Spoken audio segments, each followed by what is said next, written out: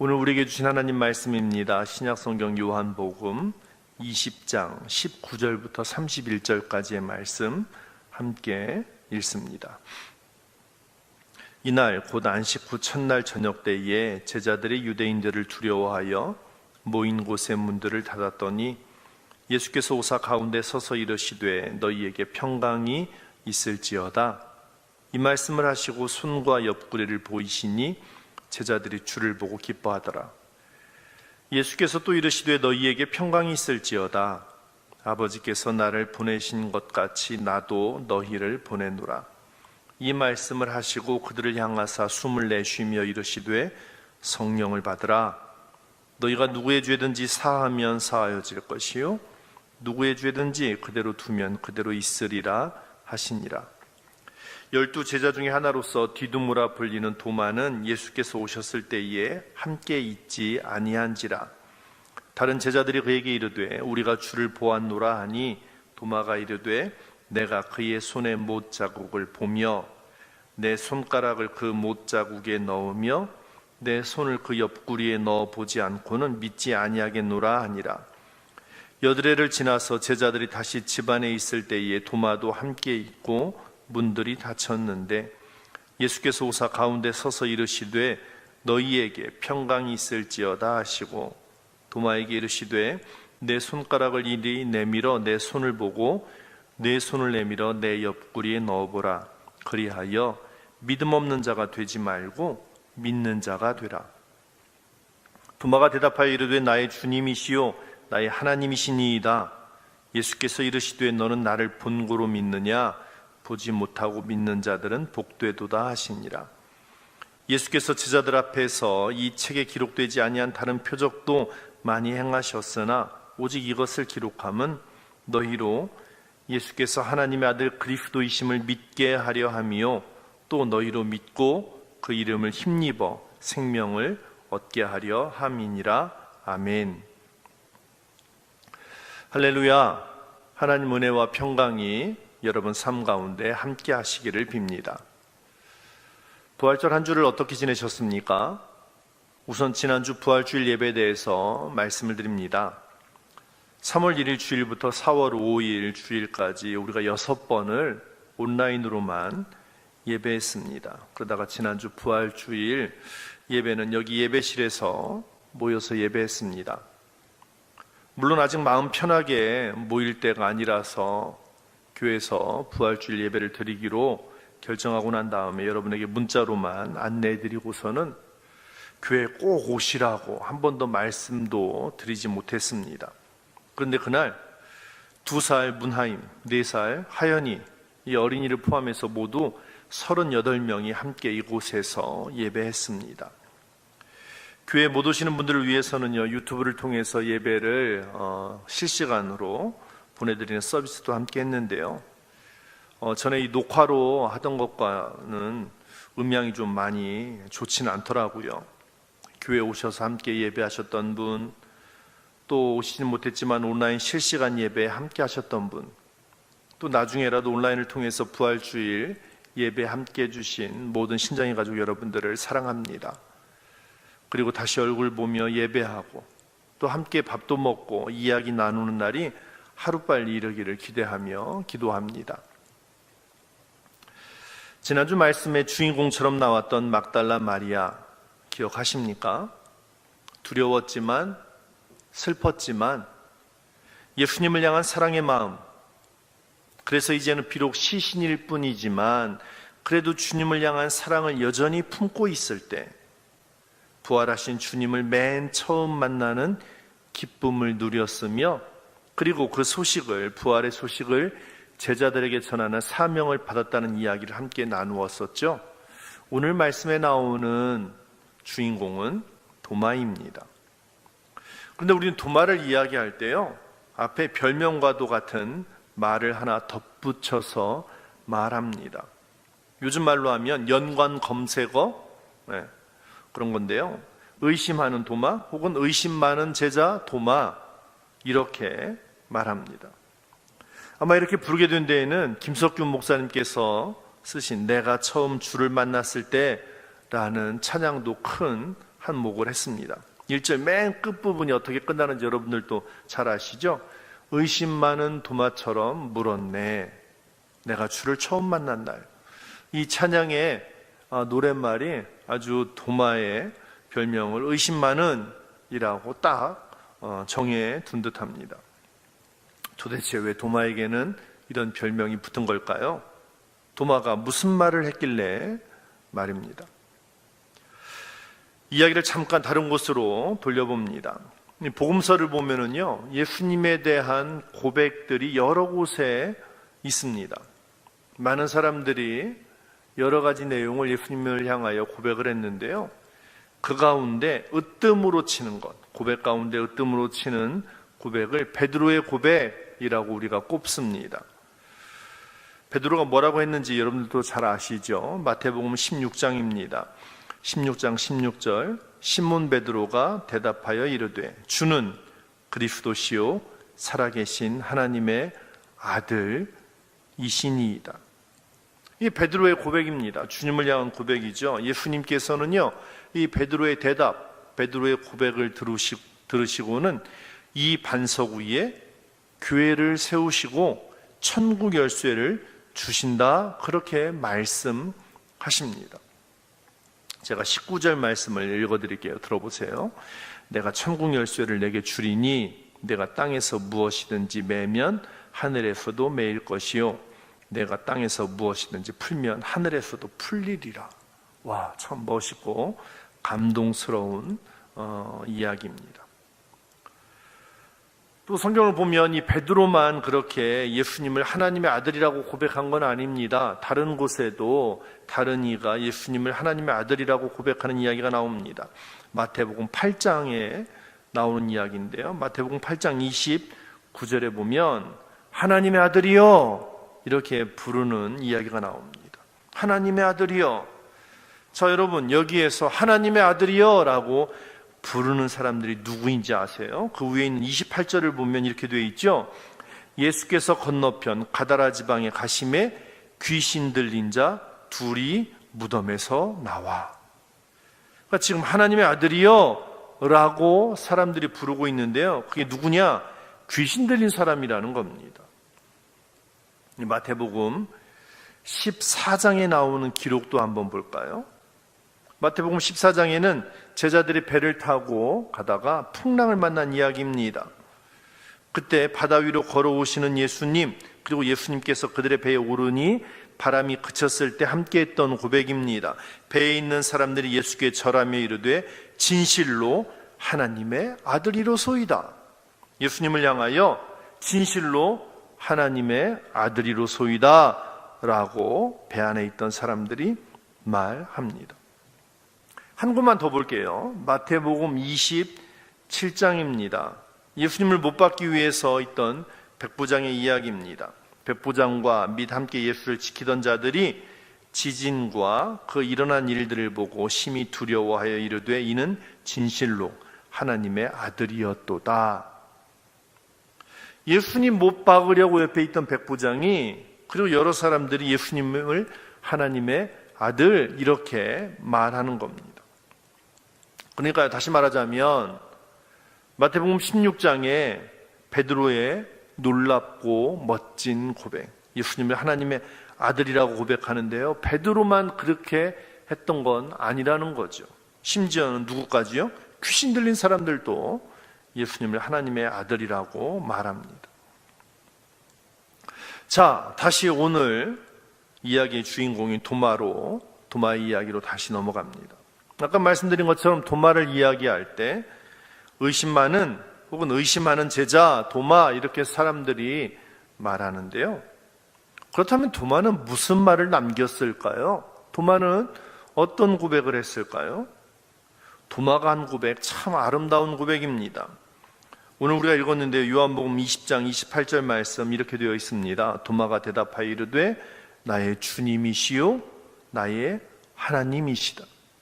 우리 함께 따라서 해보겠습니다. 나의 주님이시요 나의 하나님이시니이다. 네, 도마는 나의 주님, 나의 하나님 그렇게 고백합니다. 이 고백은요, 도마 홀로 한 고백입니다. 예수님과 함께 살았던 사람들 가운데 예수님을 나의 하나님 이렇게 고백한 건 도마가 처음입니다. 조금 전에 복음서 이곳저곳을 살펴보았는데요, 예수님을 하나님의 아들이라고 고백한 것은 복음서 여러 곳에서 찾을 수 있습니다. 그리고 그뿐만이 아니라 예수님을 그리스도, 주님, 랍비, 예언자, 인자, 이스라엘의 왕, 이렇게 여러 가지 이름으로 여러 가지 다양하게 예수님을 고백합니다. 오늘 우리가 요한복음 말씀 읽었는데요, 요한복음 처음을 보면, 그러니까 서문이라고 할 수 있죠. 1장 1절에서 18절 말씀을 보면 예수님을 태초에 계셨던 말씀이라 이렇게 표현합니다. 모든 만물이 있기 전 스스로 존재하였던 신적인 존재, 로고스 곧 말씀은 모든 만물의 근원이며 만물의 창조자이신 동시에 하나님과 같은 분임을 요한복음 1장 1절은 우리에게 말해줍니다. 그리고 그 말씀이 이 세상에 육신으로 오셨고 우리와 같이 되셨고 참 사람이 되신 분, 그분이 곧 예수님이라고 요한복음 서문은 우리에게 증거합니다.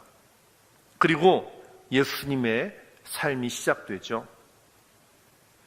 예수님께서 이 땅에서 이 사역을 시작하신 뒤로 많은 사람들이 예수님을 따릅니다. 그리고 예수님을 믿습니다. 그리고 여러 가지 말들로 예수님을 고백합니다. 그런데요, 이 요한복음 20장, 오늘 우리가 읽은 이 요한복음 20장이 이어질 때까지 제자들 가운데 어느 누가 예수님을 하나님 이렇게 고백한 사람이 있습니까? 없습니다. 아까도 말했듯이 예수님을 하나님의 아들이다라고 고백하긴 했습니다만 예수님을 하나님이라고 고백한 사람은 아무도 없었습니다. 오히려 제자들이 어땠습니까? 우리가 지난주에도 보았습니다만 제자들은 예수님께서 붙잡히실 때 도망쳤습니다. 예수님을 배신했습니다. 그리고 그들은 두려워했습니다. 예수님이 십자가에서 죽으신 뒤에도요, 그 두려움은 떠나지 않았습니다. 요한복음 20장 19절, 그런 제자들의 모습을 이렇게 말합니다. 이날 곧 안식 후 첫날 저녁 때에 제자들이 유대인들을 두려워하여 모인 곳의 문들을 닫았더니, 이때가 언제라고요? 안식 후 첫날 저녁 때입니다. 참 부끄럽죠? 막달라 마리아는요, 연약한 여인이었습니다. 하지만 그는 예수님 십자가 옆에 있었습니다. 무덤을 찾아가기까지 막달라 마리아는 했습니다. 그런데 제자들은 그리하지 못했습니다. 마리아는요, 시신이었지만 그래도 그 사랑하는 주님을 배웁기 위하여 무덤을 찾아갔고, 그런데 그 무덤을 가로막은 돌문이 옆으로 굴려가 있고 무덤은 비었고, 그래서 예수님 시신이 없다는 얘기를 제자들에게 달려가서 전해줍니다. 그리고 다시 무덤으로 돌아왔다가 부활하신 예수님을 가장 처음 만납니다. 그리고 예수님을 만난 뒤에는 자기가 예수님을 보았다고 제자들에게 전해줍니다. 예수님께서 곧 하나님께 올라가신다라는 말씀을 내게 해 주셨다고 가서 제자들에게 전해줍니다. 그 이야기를 다 듣고 난 저녁이었습니다. 그런데 그 저녁에도 제자들은 여전히 두려워하고 있습니다. 누구를요? 유대인들을. 예수님을 잡아간 그 유대인들을 두려워합니다.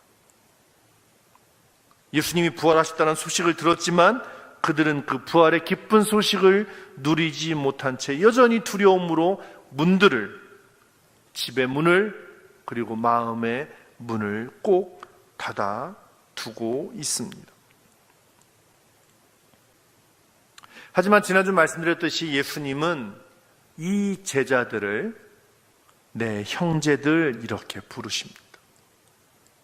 예수님은 그렇게 겁에 질려 있는 제자들, 여전히 두려워하고 있는 제자들을 버리거나 포기하지 않으시고 내 형제들이라고 부르시더니 그 저녁에 그들을 찾아가십니다. 그리고 그들 가운데 서서 하시는 첫 말씀, 너희에게 평강이 있을지어다. 사랑하는 여러분, 세상살이에 지치고 여러 가지 어려움과 두려움 가운데 계십니까? 여러분 모두에게도 우리 주님께서 주시는 평강이 가득하시기를 축복합니다. 그렇지 않아도 팍팍한 삶, 여러 가지로 어려웠는데 코로나19 때문에 마음껏 예배하지도 못하고 성도의 사랑을 나누지도 못하고 그래서 더 위축되고 더 어려우십니까? 그러나 여전히 우리와 함께 하시는 하나님, 그 하나님 우리에게 주시는 위로와 힘 주시는 은총이 우리 모두에게 가득하시기를 축복합니다. 문제는요, 바로 그렇게 그 형제들에게 찾아오신 예수님, 그들에게 평강을 말씀하시는 예수님, 그 자리에 도마는 없었던 겁니다. 왜 도마가 그 자리에 없었는지 성경은 정확하게 우리에게 말해주지 않습니다. 하지만 아무튼 이 자리에 도마는 없었습니다. 도마가 없는 그 자리에 주님은 오셨고 제자들을 만나셨고, 그래서 다른 제자들이 도마에게 우리가 주님 보았다 말하니까 그때 도마가 말합니다. 나는 손에 못자국 보고 그 못자국에 내 손가락을 주님의 옆구리에 내 손을 넣어보지 않고는 믿지 못하겠다, 그렇게 말합니다. 그래서 도마가 그렇게 말한 것 때문에 우리는 도마를 향해서 의심 많은 제자라고 부르는 것 아닙니까? 그런데 그거 하나만 가지고 사실 의심 많은 제자라고 말하는 건 아닙니다. 요한복음 14장으로 가면은요, 예수님께서 아버지께로 가는 길에 대해서 말씀하십니다. 너희는 마음에 근심하지 말라, 하나님을 믿으니 또 나를 믿으라. 이 말씀으로 시작하는 요한복음 14장 말입니다. 예수님께서 그렇게 아버지께로 가는 길에 대하여 말씀하실 때 도마가 예수님에게 이렇게 물음을 던집니다. 주님께서 어디로 가시는지 우리가 알지 못하거늘, 주님께서 어디로 가시는지 도마가 모르겠다는 겁니다. 도마는 주님께서 하시는 말씀을 잘 이해하지 못했고, 그래서 의심 많은 이라는 꼬리표가 붙은 듯합니다. 그런데 여러분, 이게 도마의 모든 모습은 아닙니다. 그러니까 하필 주님 오셨을 때 안 계셨고 그래서 나는 못 믿겠다 말했던 도마, 아버지께로 가는 길에 말씀하시는 주님 앞에서 어디로 가는지 우리가 모르겠습니다 라고 말했던 이 도마의 모습이 도마의 전부는 아니라는 겁니다. 더 앞으로 가봅니다. 요한복음 11장인데요. 이 요한복음 11장에는 나사로에 관한 이야기가 나옵니다. 죽은 나사로죠. 그런데요, 이 나사로의 이야기 요한복음 11장 바로 앞에 있는 10장을 보면은요, 좀 분위기가 심상치 않습니다. 10장 31절은 뭐라고 되어 있냐면은요, 유대인들이 다시 돌을 들어 치려하거늘. 누구를 치려하겠어요? 예수님을 치려하는 겁니다. 돌을 들어 치려한다는 이야기는 죽이려는 분노가 가득하다는 이야기입니다. 그 10장 39절로 가면은요, 다시 예수를 잡고자 하였으나 이렇게 되어 있고요. 건너뛰어서 11장 53절에는 그들이 예수를 죽이려고 모의하니라 라고 나옵니다. 그러니까 이 나사로 이야기 앞 뒤에 보면은요, 많은 사람들이 예수님을 잡으려고 하고 돌을 들어 치려 하고 죽이려고 한다는 이야기가 있습니다. 분위기가 아주 좋지 않습니다. 자, 그런데도요, 예수님께서는 이 죽은 나사로의 이야기를 듣고 나사로에게 우리가 가자라고 말씀하십니다. 그때 자, 나사로에게 가자라고 말씀하실 때 도마가 다른 제자들에게 이렇게 말합니다. 우리도 주와 함께 죽으러 가자. 뭐 하러 가자고요? 죽으러 가자는 겁니다. 그러니까 도마는 지금 이 상황을, 이 분위기를, 이 현실을 정확하게 알고 있었습니다.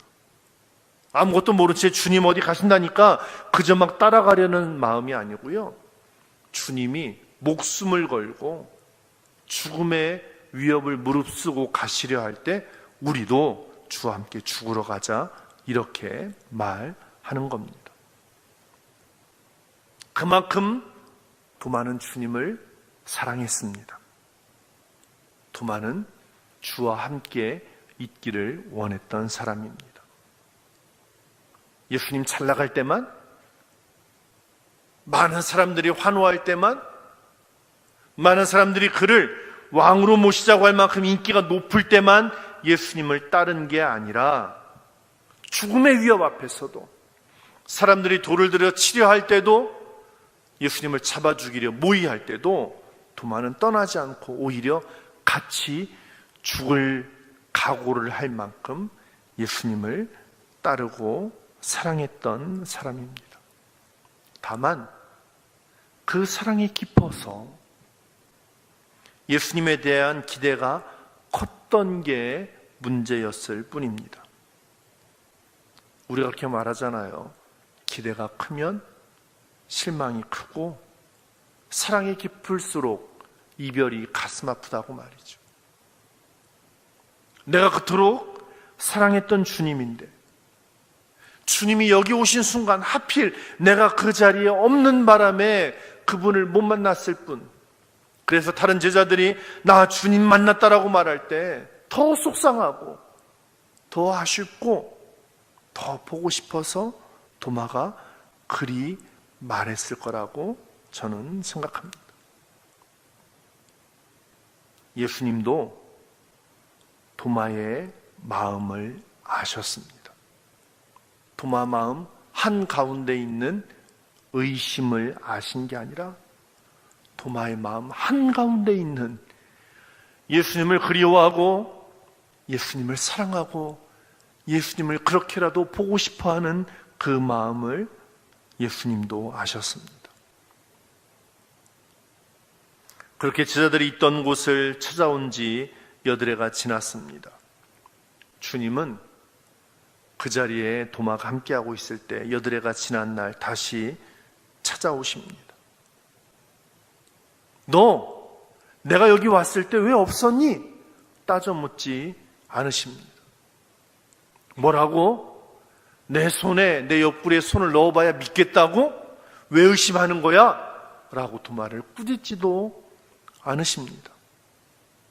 말씀을 보면은요, 예수님은 마치 부활하시고 그 저녁에 오셨던 것과 똑같이, 그러니까 마치 처음 오신 것처럼 그들에게 다가오십니다.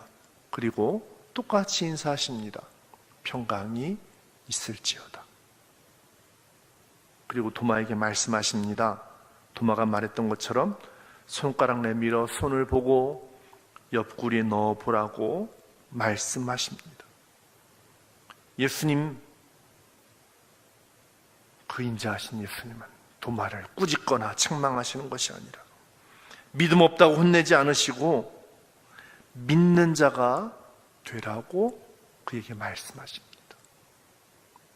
그 사랑의 마음을 품고 이제 믿는 자가 되라고 도마를 세워주십니다. 도마의 의심, 아니 그 마음속에 있던 사랑은 그렇게 부활하신 예수님을 가까이에서 만날 수 있는 복이 되었습니다. 오히려 의심을 통해서 예수님께서는 당신의 죽음으로부터 온전히 부활하셨음을 명확하게 해 주셨습니다. 그리고 도마가 고백합니다. 나의 주님, 나의 하나님. 의심 많은 것 같으나 주님을 사랑하는 마음, 주님 가시는 곳이 죽음의 두려움이 있어도 같이 가겠다던 마음을 품었던 제자 도마, 바로 그 도마가 오늘 부활하신 예수님을 만나고 부활의 증인이 되었습니다. 사랑하는 여러분, 내가 직접 내 손으로 주님 손에, 주님 옆구리에 넣어보지 못해서 못 믿겠습니까? 그래서 내 믿음 없음이 나를 두렵게 하고 내가 주님 앞에 서기에도 부끄럽다고 생각하십니까? 주님은 행여 우리가 그렇게 의심할지라도 우리를 꾸짖거나 책망하지 않으시고 다가오십니다. 우리가 주를 향한 사랑의 마음을 포기하지 않는다면,